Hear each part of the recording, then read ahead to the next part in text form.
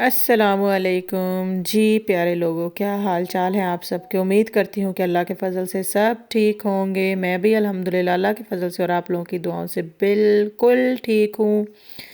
अच्छा जी, आज हम नाश्ते के बाद खाना शाना खाने के बाद ये एक साथ कज़न भाई लगा लें या हस्बैंड के फ्रेंड लगा लें, रिश्तेदार लगा लें, कुछ भी लगा लें, हम आए थे यहाँ पे बाहर। बस हमने यहाँ का अवलिनों का ना कोई कॉफ़ी बार नहीं छोड़ना, जहाँ की कॉफ़ी ट्राई नहीं करनी। मैं तो खैर कॉफ़ी नहीं पीती हूँ, लेकिन जो साथ थे दो वो दोनों कॉफ़ी लवर हैं। मेरा जो है हमेशा फ्रेश जूस का होता है मसला, अगर कहीं से अवेलेबल हो जाए, जैसे ऑरेंज जूस है तो पी लेती हूँ, अदरवाइज़ नहीं। लेकिन यहाँ पर डिज़र्ट्स बहुत मज़े के थे, मतलब बेकरी आइटम्स मैं सिर्फ देख रही थी, अदरवाइज़ मैं इतना बेकरी आइटम्स या कोई भी डिज़र्ट पसंद नहीं करती हूँ। बस मीठे में जो है पसंद वो है जी गाजर का हलवा या गाजर की खीर, लेकिन वो तो ऑब्वियस है अब यहाँ से मिलने से रहा। ये पूरा बेकरी शेकरी देखने के बाद और यहाँ से कीजिए कॉफ़ी ऑर्डर, साथ में ऑरेंज जूस और अपने बेटे के लिए चॉकलेट पेस्ट्री, चॉकलेट केक कह सकते हैं उसको, लावा काइंड ऑफ केक था वो, लेकिन बहुत मज़े का था। वो मैं शूट नहीं कर सकी थी, मैं पता नहीं क्या करने लग गई थी। उसके बाद हम आज निकले लंबे राउंड पे। सुहेल भाई साहब ने कहा कि मैं आपको आज एक नई जगह पर लेके जाता हूँ जो कि बहुत मज़े की है और अवलिनों के बिल्कुल साथ है और बहुत खूबसूरत तरीन, यानी कि एक कॉर्नर भी है, कह सकते हैं आप इटली का एक कॉर्नर कह लें, इटली का कॉर्नर कह लें या अवलिनों का कॉर्नर कह लें। और यहाँ पे मेरे हस्बैंड ड्राइव करते हुए बहुत अरसे बाद उन्होंने ड्राइव की। यहाँ पे चूँकि उनके पास लाइसेंस अभी नहीं है और गाड़ी भी नहीं है ऑब्वियस है, तो फिर ड्राइव कैसे करेंगे, लेकिन ड्राइविंग उन्हें आती है तो कर लेते हैं। खैर यहाँ पे वो ड्राइव करते हुए थोड़ा सा साइड पे था। वैसे तो यहाँ पे बहुत सख्ती है, इस तरह कोई न्यू बंदा ड्राइव नहीं कर सकता, लेकिन हम थोड़ा सा साइड एरिया में थे तो फिर थोड़ा सा ड्राइव करके जो हमारे ओरिजिनल भाई साहब थे वो आ गए अपनी सीट पे, जो कि ड्राइव कर रहे थे और साथ मेरे बेटे को बिठाया हुआ था, उसको वैसे ही इंजॉय करा रहे थे। अदरवाइज़ यहाँ पे ऐसे बच्चे को कोई देख ले तो उसी टाइम फ़ाइन हो जाता है।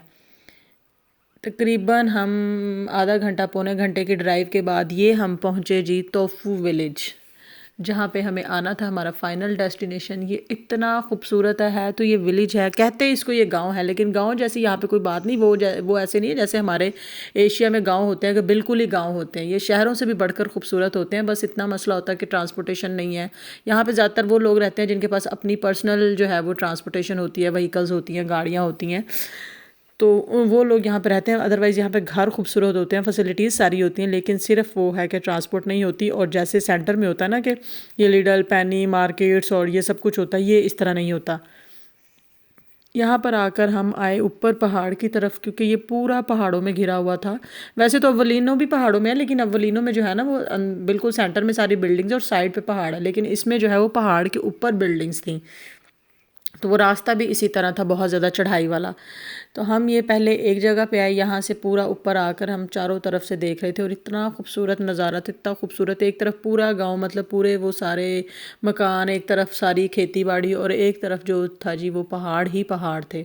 और वहीं से जो है मैंने शूट किया, वहाँ से देखते हुए। ये देखे पूरा गांव है एक साइड पर, इतने खूबसूरत मकान, इधर इतने खूबसूरत मकान, टेरेस लोगों के और बालकनियाँ, इतनी गार्डनिंग की हुई थी।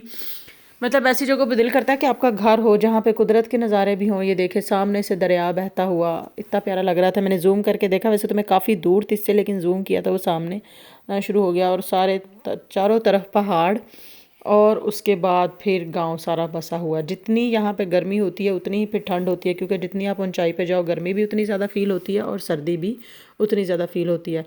उसके बाद हम बिल्कुल दरिया के किनारे, बिल्कुल उस जगह पे आ गए जहाँ से जो है वो दरिया पीछे से आ रहा था, मतलब मेन जो उसका ब्रिज है वहाँ पे। सुहेल भाई ने कहा कि कोई ऐसी जगह नहीं छोड़नी जो कि आपको नहीं दिखानी, तो वो हमें घुमा फिरा रहे थे। तो ये जो है जी दरिया है, खूबसूरत सा पहाड़ से निकल के आ रहा है चश्मा, जो कि आगे दरिया की शक्ल में है। और यहाँ पे लोग बहुत ज़्यादा फ़िशिंग भी करते हैं। हमारे पास भी सामान था, लेकिन क्योंकि घर से प्लान करके नहीं निकले थे तो ख़ुराक नहीं थी फ़िश को डालने के लिए। अगर वो डालते तो फ़िश तो पकड़ी ही जाती, जो कि पानी में साफ़ नज़र आ रही थी। और ये दूसरी साइड से भी एक चश्मा बहता हुआ आ रहा है। अच्छा जी, इसके बाद ये सब देखने के बाद हम, अच्छा ये जब हम वापस जा रहे थे तो मुझे एक चीज़ बड़ी मज़े की नज़र आई। ये ट्रैक्टर, मुझे नहीं पता था कि यहाँ पे इटली में भी ये चीज़ें होती हैं। मुझे लगा कि यहाँ पे जो ज़राअत है ना वो बड़ी कोई हैवी मशीनों से होती है, ऑब्वियस इनके पास मशीनें होती हैं, लेकिन इसको देख के मैं बड़ी हैरान हुई। मुझे लगा बस ये हमारे पाकिस्तान में ये चीज़ें होती हैं। तो फिर हम वापस जा रहे थे तो मैं ये सुहेल भाई से ये क्वेश्चन कर रही थी कि ये जो खेती बाड़ी है ये किस तरह से यहाँ पे ज़राअत होती है। मतलब पाकिस्तान में एक जब नारायण का गान गए मरी गए तो पहाड़ों पे जो है वो खेती बाड़ी देखी थी, तो मैं यही सोचती रही लोग किस तरह चढ़ते होंगे। मतलब जहन में एक वो खाका बना होता है ना कि हाइकिंग करके जाते होंगे, एक एक बंदा किस तरह ऊपर पहुँचता होगा। ज़ाहिर बात है खेती बाड़ी एक इंसान तो नहीं कर सकता।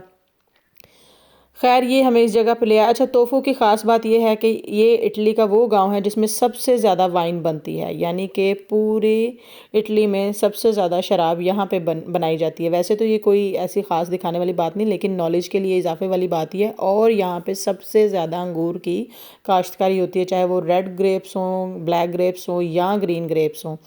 हर तरफ आपको अंगूर अंगूर और अंगूर ही नज़र आएंगे। ऐसा नहीं है कि सिर्फ वाइन के लिए तो होते ही होते हैं, क्योंकि ज़ाहिर बात है जब सबसे ज़्यादा वाइन यहाँ पे बनती है तो फिर काश्तकारी भी अंगूर की ही होगी कि वाइन अंगूर से ही बनती है।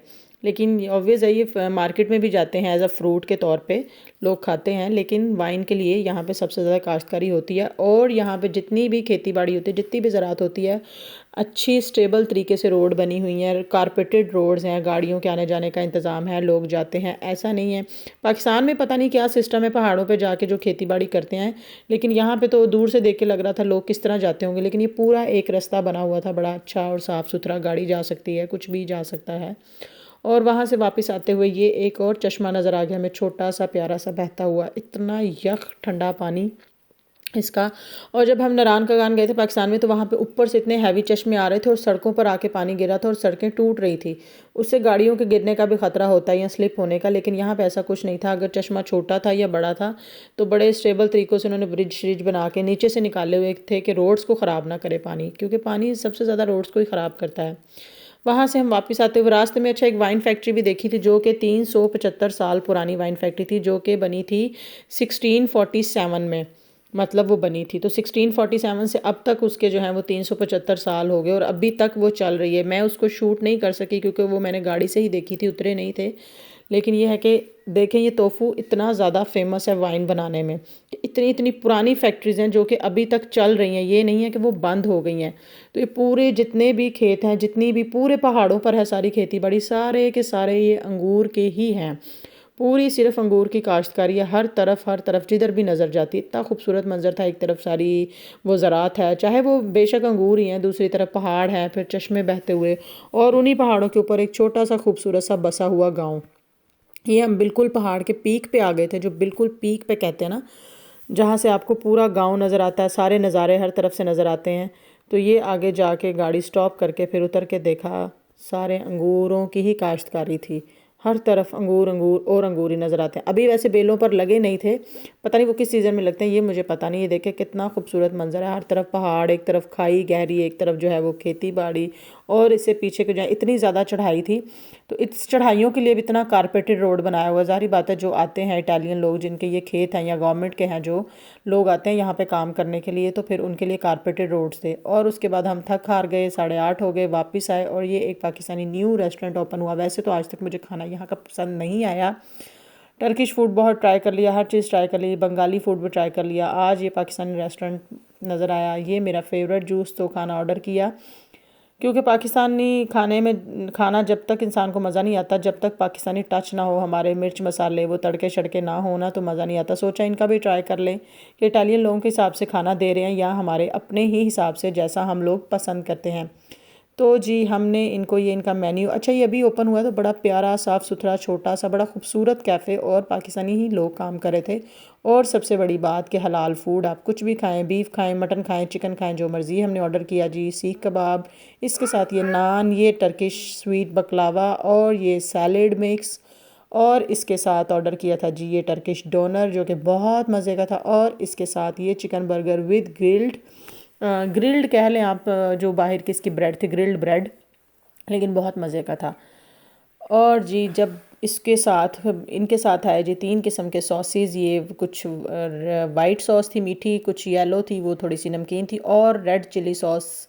और ये इसके साथ मैंने ये टेस्ट किया तो बहुत बहुत बहुत मज़े का था फूड जी। 10/10 एमबीएस भी जो था वो 10/10, बहुत मज़े का, फ़र्स्ट टाइम खाना अच्छा लगा था। और बस आज के व्लॉग में आपको यही दिखाना था, the old factory of wine, the famous tofu, the beauty of mountains, the waterfall and many more. ये व्लॉग अच्छा लगा हो तो लाइक एंड शेयर ज़रूर कीजिएगा, चैनल को सब्सक्राइब कीजिए, अपना बहुत सारा ख्याल रखिएगा, अच्छा सोचिए, अच्छा कीजिए, दुआओं में याद रखिएगा। अल्लाह हाफिज़।